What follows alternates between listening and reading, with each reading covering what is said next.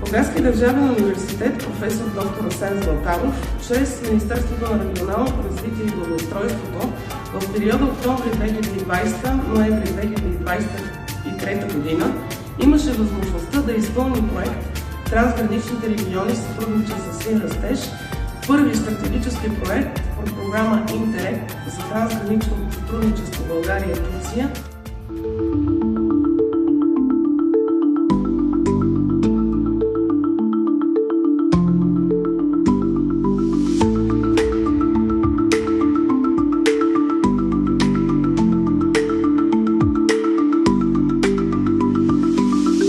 Дейностите по проекта продължават и до днес, както и успешните партньорства с Тракийския университет в град Одрин и двете професионални гимназии в Бургас и в Одрин.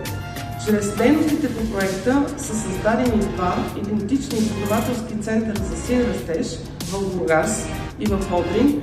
Всеки са изградени напълно 3 нови лаборатории, оборудвани с съвременна инструментална техника и апаратура за провеждане на приложни научни изследвания.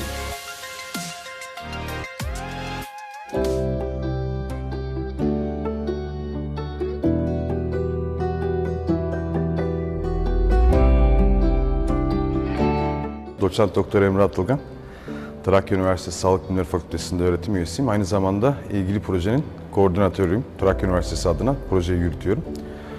Projemiz temel olarak çevre sorunlarının analizini ve aynı zamanda proje ortaklarının bu analiz kapasitesinin arttırılmasını amaçlıyor.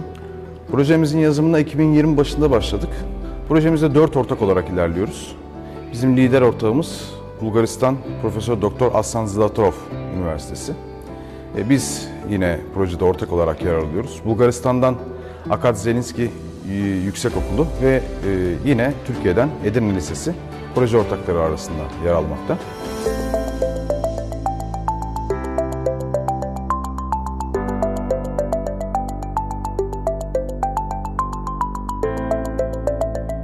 Bu laboratuvar proje bitiminden sonra da proje amaçlarına hizmet etmeye devam edecek. Dolayısıyla görevimiz proje bittiğinde bitmiyor. Biz her zaman bu bilinçle mavi büyüme için çalışmaya devam edeceğiz.